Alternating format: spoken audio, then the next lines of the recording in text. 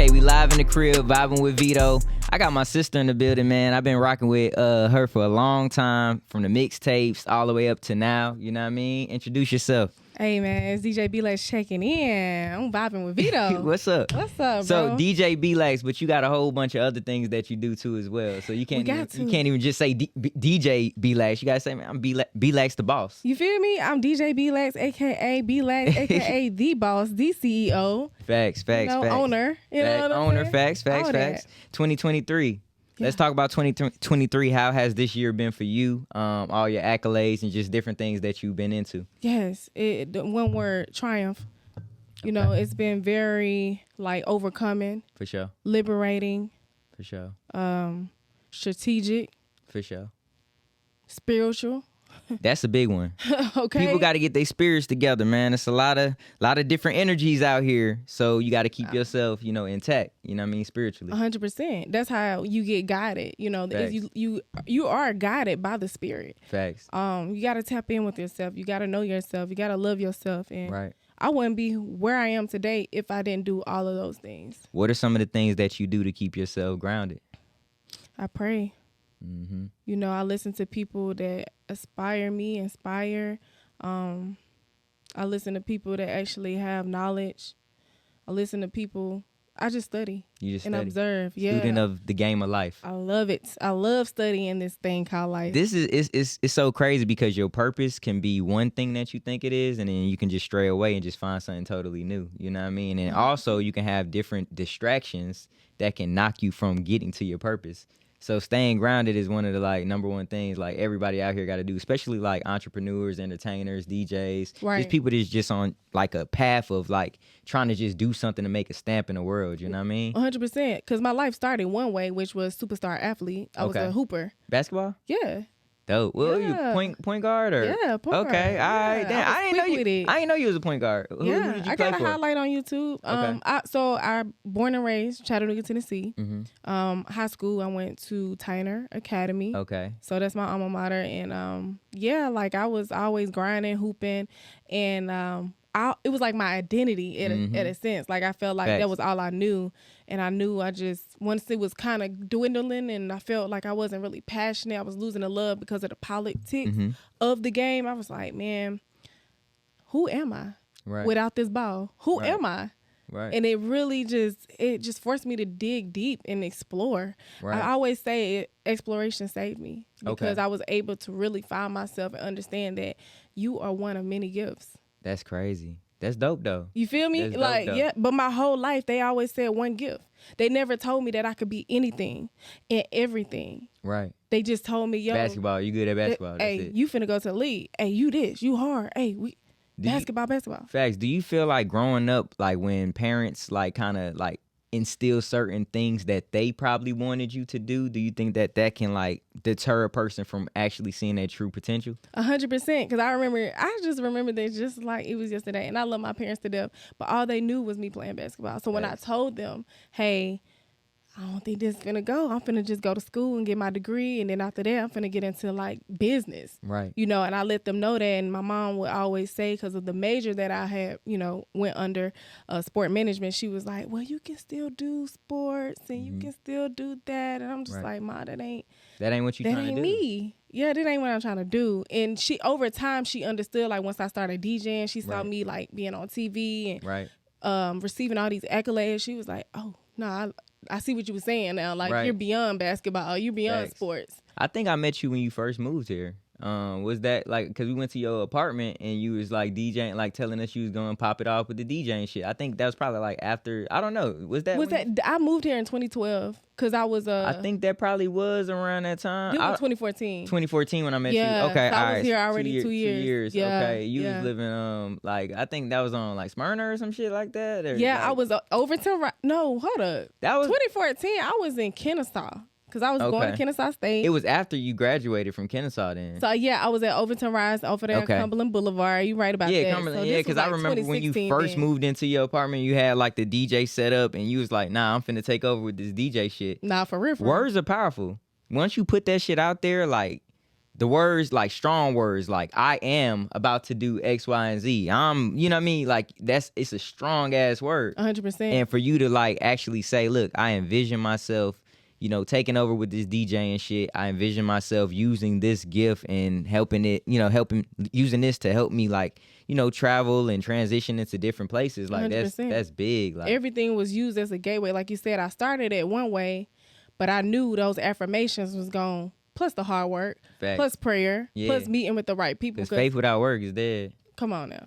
Real talk. Like that's some real shit. Like if you're just saying things and you're not putting the work behind it, it's not gonna happen. Damn, that shit crazy. So after that, like you started working with Atlanta Dream, or were you DJing there? Like, so I was interning. Interning there. Okay. Yeah, I always been a hustler, man. I was working a part-time job, going to school, and then I ended up getting an internship with the WNBA at the Atlanta Dream, and I was working there for free for about 6 months. Dope. Then they offered me a job there, but I ain't gonna hold you. They don't pay shit. I'm gonna tell the real. Hey, vibing with Veto exclusive. Everybody look cool, but I'm gonna tell the real. Facts. Sports don't pay shit. Damn. They making billions at the top. But them sales agents and them executives and them marketing people, director this and all. Is it under 30? Cause you're overworking. You're working some days on them game days. You're working 13 to 16 hours. That's crazy. On game days, cause you got to go to work that morning and then you got to work that game that night. Damn. You know what I'm saying? So it was like overwhelming for you to kind of do anything else. Like you were kind of consumed with that, like every day. It was consuming, but I used it to my advantage. Like I would meet people, and I let them know what I was doing outside of that.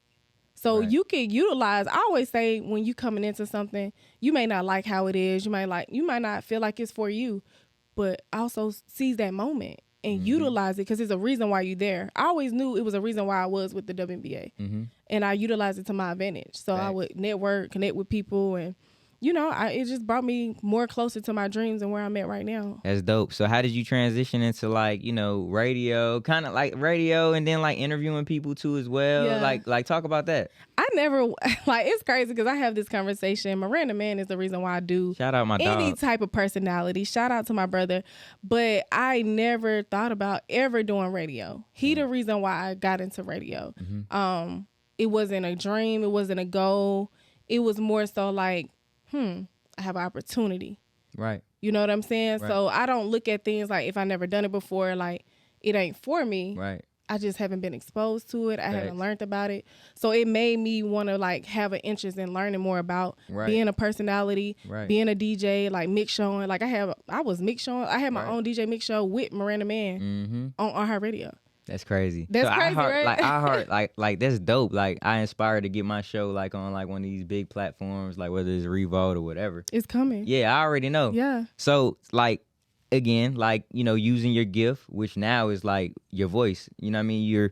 You know how to talk to people and stuff like that, and you probably learned that. It's so crazy because even though like the WNBA probably wasn't paying, you probably learned how to talk to people and kind of be friendly and use your voice from that, and then it transition into what you do now. Yeah, you just never know. You just never know like how this shit play out. Yeah, because the part-time job I was telling you about, I was working for CarMax Auto Finance. That's how I learned customer service. Damn. Because I never worked a job before. I was a hooper. Yeah, they never worked a job up until she was like 21. So I was like, cool, first job at 21. I did have 2 jobs in high school, finish line and Fazoli's. But that was just like to get some money because I always been a hustler. Jobs in high school were way better than it was just fun. It was like, fun, you know what I mean? I used to love going to, I used to work at DTLR. See, you so had like a similar job. When the new shoes came out, you get to see that shit. All the rappers coming in there, you know what I mean? It was fun. Yeah, it was. It fun. was so dope. I didn't mean to cut you off. Go ahead. I just got excited. I'm glad you said that because sure. it's so nostalgic for us because it ain't the same no more. Yeah, like it shoes brought ain't me even joy. the same. Like it used to bring me joy to be like, all right, damn, these new Jordans getting ready to come out. I'm about to get these shits with my check. I'm about to get them. Like, and you got a discount. Yeah, so like, you know what I mean? It's just crazy, man. You know what I mean? But that brings me to my next question. We were talking briefly before we went on air. Yes. You a businesswoman. I'm a businesswoman. Talk to the people about what you got going on and like how did that even come about too as well? Yeah, so pretty much like I just knew I was different. Like me finding myself, I told you a little bit about the exploration. It was more so me reading The Secret, which is, a divine power that each human being has, and understanding you're having a God power within yourself. So I knew that I had power within myself. I have God in me. So for me, it was just more so like, all right, what do I like to do? That's what I need to be doing. What I have a passion for. What do I like to do without even getting paid?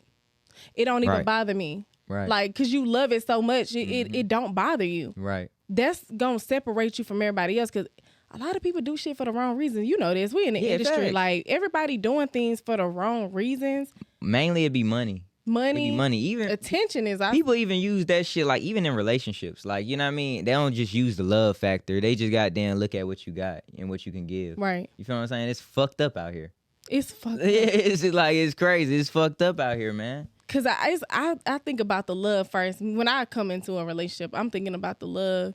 And then now, as I gotten older, I realized being friends, the foundation is more important than anything. Because if you don't have no solid foundation, that shit ain't gonna go nowhere. So real estate.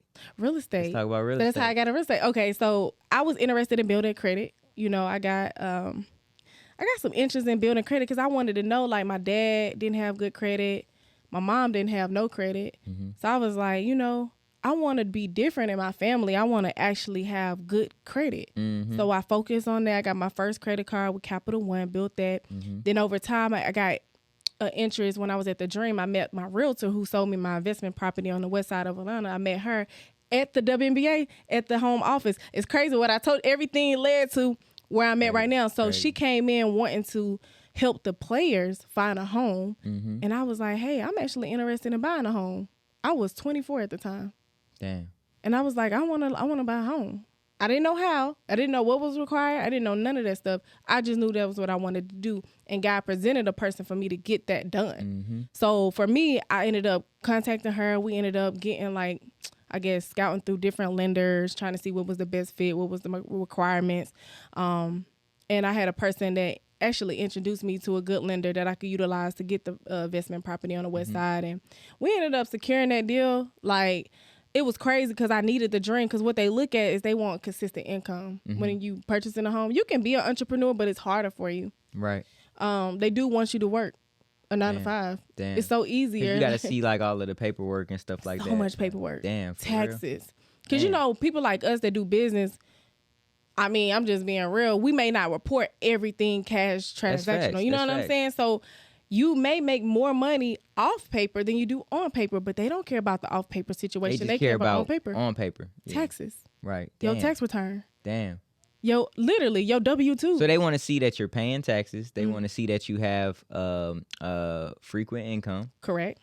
And then what is it, like 6 months of your, like, check stubs or something like that? I think what I had to do, I think I had to do like a month or 2 months. Okay. Some check stubs. Well, I'm glad it ain't 6 months. Right. And then during the pandemic, they was actually being lenient, because it used to be 2 years of employment. Then when the pandemic happened, they was actually open to like 1 year. Okay. All so right. I don't know how it is now post-pandemic, but that's how it was during the pandemic. But I actually bought my house before the pandemic. Yeah. Before the interest rate was 7%. I got mine crazy. At 3 point something. So even with the investment properties and stuff like that, like, do you see like a lucrative, like, income off of that? It's, like, a great passive income. Passive income. It pays for your ability to live in your current state. So for me, I don't actually pay my bills. You use the money. The passive income pay the bills. So now you live in scot-free, and you can kind of basically save your money. You can save your money, or you can get another place. Right. Or you get another place, like you said. Right. I'm glad you said that. Or you just use the money to invest in another like an asset. Damn. You know, for me, that's what I'm focusing on now. Like, I got the passive income. I don't want to be a burden of too much going on. Like, I don't want to manage too much. So for me, it's like, I got 2 rental properties I can manage. Now let's focus on getting that fast, large amount of money. I'm talking about within 3 to 6 months every time. So I'm getting into more studying flipping. Because within the assets I have, now I could take out a home equity line of credit. Off of the assets. The assets. Off of the 2 properties. You can take that out. I could take that out on it. And go buy, like, asset. Okay. Not fucking blow it on no J's. No, don't blow it on no Benz. No, I'm taking this asset and investing into another asset that's going to make more money. Damn. Literally. Like, it's once you understand the system, it's crazy how much knowledge I gotta learn. Like, real talk. We weren't taught this shit. So it's like, I mean, you can hear it all day, but when you see somebody, like, in the flesh, like, that, you know, that's doing this shit, it's like even more inspiring. 100%. And I could have been, like, literally could have been bought a foreign car or Mercedes, Lexus, BMW, I'm still driving my 2016 Volkswagen Passat because I have a vision.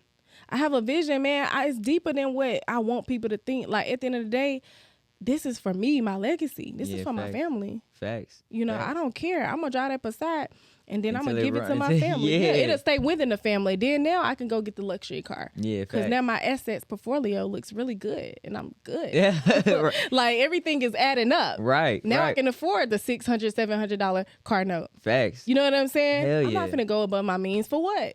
I mean, a lot of people just think surface level things. Like, they just see shit like, oh, such and such got this. This is what I deem successful. Right.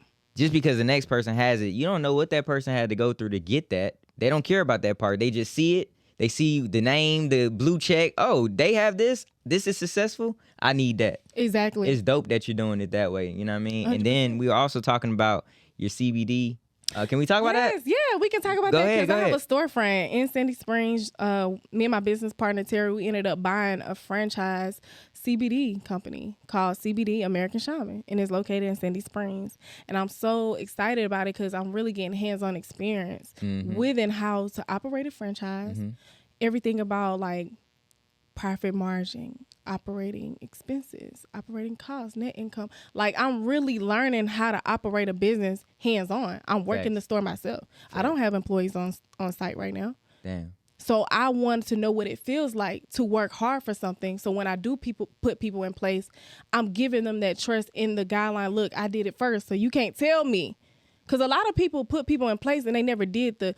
You can't put the groundwork. You never did the groundwork, but you just put somebody in place and then you have all these expectations. Like, I actually did the work. I was in your shoes. Damn. Now I'm giving you an opportunity. You know what I'm saying? That's crazy. But not only as an employee, what I see wrong with society in America, but as somebody that can help give you this knowledge to own your own. Because I don't want you to stay here. I want you to go and branch off and evolve. Yeah, facts. I can get another you. Right, facts. But if I'm feeding you to go feed you know what I'm saying? Like, to feed beyond right now, I mean, that to me means more than to say that you gave somebody a job that doesn't really pay that well. Facts. You know, if we being honest. Damn. Yeah. So you like a Jill of all trades. I'm gonna say Jill instead of a Jack. Okay, Jill. Jill like of all trades. You know what I mean? Jill of all trades. So let's talk about DJing. You know what I mean? Like, yes. so like so I know you're still in love with the music. I love the music. I still DJ too, by the way. I just be selective with it. Okay. So let's talk about that. Like, you know, going into 2024, we have about 3 more months. I would say 3 more months. Going into 2024, how do you feel? You know what I mean? What are some things that you want to accomplish? You know, you don't have to tell everybody all your stuff, but in terms in the DJ world, like, what would you want to accomplish 2024? We're going to be doing our own shows. Me and my business partner, Moran. That's my right-hand man. We got our show that we did before the pandemic. Candy Rain was super successful. We're going to bring that back. With the podcast, we're going to do our live show. So we'll be able to tape in front of a live audience within our platform, which is going to be so dope to do. For me, I would love to do more tours. Yeah, facts. You know what I'm saying? Maybe that like touring life is very, very amazing. I went on one tour. You know what I mean? It's a great experience. Dope. Yeah, it's definitely like dope. 1 or 2 a year. I don't need too much because I actually like to just relax and chill. I do not like to do too much. Yeah, facts. And that's what I work. I feel like that's what people are striving for. It's really not the money. It's the freedom. Right. Because once you have the freedom, the money ain't nothing. Facts. You just want the freedom to let me wake up at my own pace. Let me go praise God. Let me go work out. Let me go eat the right foods. You can't do that if you... Because now you got to sacrifice. That shit crazy. Ain't that shit crazy? You're sacrificing so much because you don't have enough time to do what you want to do as a human being. Because society has already systemically created this system to where everybody got to work. But... Did God tell you to tell me this today? Because I feel like I'm getting this word for me right now. Man, I'm telling you. Like, and I'm not somebody, like, I don't know it all. Like I always say, I'm a student. You're knowledgeable. Of life. You're a student. So you do know enough to, to share with the next person. Like, that's good. I feel like I do, I feel like I could be able to share, like, whatever your experience is for you, and whatever's for me. I just honestly believe that I love freedom way more than anything, more than money. I don't have to have $1 billion gajillion dollars. Facts. I just want freedom. Out of 24 hours, I need 20 hours for me. And 4 hours to work. for somebody else, like, or for other people, or because I'm a servant to others. So yeah, like I just need time for me though. Facts. You know. Let's talk about the state of radio right now. You know what I mean? Because at one point in time, radio was just like hey, we got to listen to the radio. We got to do this. How do you feel about like podcasts and just, different like talk shows and stuff like that? Different like internet radio shows being like the forefront of like media now. I love it. It's so independent now. And I feel like radio always going to be a thing because as long as you have the big facts. The big record labels, you always gonna have radio because that's how they get their bread and butter. So that makes sense. But the independence of like podcasting has evolved, and like people are able to make their own money and not have to be on a radio show and get paid less. Facts. You can actually have ownership of a platform. Facts. And I think that's the beauty of the involvement with the podcast. Now I ain't gonna lie, it is a lot of podcasts out here. It's like, what the hell y'all talking about? Or you just gotta, whatever your preference is. If you want to hear people talking about sex all day, go tune into that podcast. If you want to hear people that's talking about money and assets, earn your leisure. Earn your leisure. If you want to hear, you feel what I'm saying? If you want to hear about music executives that's in the industry, go tune into music executives like type podcast. But it's just whatever your preference is. I like that you have all the above. Yeah, because you need everything. You know what I'm saying? Like sometimes you might want to just be like, I don't want to talk about business today. I just want to hear some sex shit. Like I just want to hear somebody talk about their experiences with threesomes. I want to hear somebody talk about their experience with their boyfriend, their girlfriend. Right. And that's okay. Yeah, I mean that's what we kind of like with vibing with Veto. We want it to be a vibe. You know what I mean? We don't want it to be like a thing that you can just point at and say, this podcast is only about, nah. That's why it's like, the people that I have to come on my show are people that I know that are doing things and like staple mates of the world right 100%. Now. You know what I mean? Y'all making y'all own waves and shit. So come on, vibe with me and give some people some game. You know what I mean? Love this for you, Veto, because you are one of the ones. When we talked about that, when we did before the album, the mixtape, which did really, we did I ain't numbers. Gonna lie, on that Audio Mac, that shit did numbers. We did numbers, and I was like, damn. And it was a freestyle tape. Exactly. That shit was a freestyle tape. I wasn't even it was like something that we probably didn't even promote for real heavily. It was only on one platform. We were dropping. I think because we were dropping video. I think I dropped like hella videos at one point in time. I was like dropping videos back to back, and then when we did that shit, I gotta go listen to that shit again. Now I ask you. Now that we did that, let me produce a tape. Let's do it. An EP, 6-7 songs. I ain't tripping. I been said we was gonna. I thought we were been gonna do it. You know what I mean? Right now I got one 1111 shit hit different, by the way. Hey. With FKI Sauce Lord Rich. Nice. That's dropping. He's very talented. Hell yeah. So we got 7 songs on there. It's no features. You know what I mean? Right. I got the show 1111 too. Hopefully you and Moran can come through. You know what I mean? But it's on November the 11th. Yeah. Okay. 1111 Where? Fest. We doing that at Industry ATL. Shout out Penny. You know what I mean? That's dope. Yeah, we there. So that's Count me and that's Moran the in. Okay. That's the EP release, and it's a show that we doing for the city, the 1111 Fest. After that, hey, all hands off, let's do it. Like first, you know what I mean? Yeah, like, first quarter we can get 5, 6, 7 songs and. Let's do it. I'm with it. Put together something nice because I feel like we've been long overdue for that. Facts. And the feedback we got off of that one mix, I was just like, I was like, damn, I didn't even know it was gonna do that. I was just like, till this day, every day I see, Veto got the #1 song on my shit. Like, damn, for real? On my Audio Mac, yes, literally. On your Audio Mac, like for the week, you will have the #1 song for the week. And I'm like, damn, this is like 2 years later. Which song was it? Like, damn. It's been like 2 years? Or yeah, it has to be like 2 years. 2 years, wow. Because I dropped that before I dropped, because we did the Cruise and Chill with Veto. So, and we were playing some of the shit on there too as well. Wasn't it that I can show you. You want me to pull it up? Yeah, pull it up. I'm trying to think, like, this is damn. You be literally. Cause I forgot. Like I ain't gonna lie. It's like life be lifing, bruh. And I just be moving with the times. But again, one thing important that you said earlier in the interview is like you got to be able to control your own time. So that's one thing that I gotta do. You know what I mean? And just figure this shit out. Figure that shit. Damn. So the #1 song of the week was Paperwork Party. Everybody love that shit. And of course, the song I got with Kai, I Really Wanted. That's an R&B anthem. Let's talk about your single though. You got a remix single, right? I got a remix. So the Let's talk original, about that. Yeah, like East on Pluto. Okay. Cause the East Side was my first time. It's crazy how everything come full circle. Like the letter M, first of all, my introduction to him was our event at Candy Rain. Moran recommended him to perform at our platform, and from there it was like this dude gonna do something because he hard. Like the way he spit, his metaphors, like everything about the letter M is fire. So I always wanted to do, when I got heavy into producing myself, I wanted to work with him. So I was able to set it up, the studio sessions. The first, the first song he did was East on Pluto. Damn. And I was like, yeah. That's it. This the one. Me and Moran was like, yeah, because that's my like me and Moran co-produced together. Yeah, like I'm like, this the one. And you know, they always in agreement. I'm like, I'm gonna release this, put this a part of my tape, Thoughts of an Aries, and everybody was on go. I be liking your names of your stuff. Thoughts of an Aries, like shit like that is like so unique. Thank you. I love it. I want to continue that because I want this to be about a journey within. You know what I'm saying? So my next tape that I put out, I wanted to also be a reflection of who I am as well too. But that's hard. Anyways, East on Pluto, out of all the songs on the tape, has been doing really good by itself. But yeah, so we released it. Me and M did a collab post on Instagram. And I remember this shit like it was yesterday. Sadie Hendrix posted under like the comments and was like, I want in on a remix. Damn. So I was like, yo, M reached out to me like, yo, Sadie want in on a remix. I need an open verse for this. And I'm like, bet I'm finna get on it. And then we ended up talking.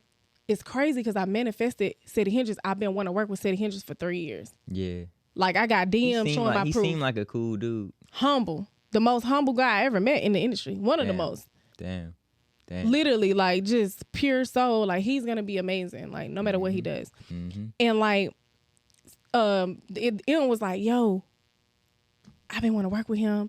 You know, I've been sending him songs, but he ain't hopped on nothing. But this is the one. Ironically, the song I produced, this is the one he want to hop on. And you've been manifesting that. And I've been manifesting this shit. Damn.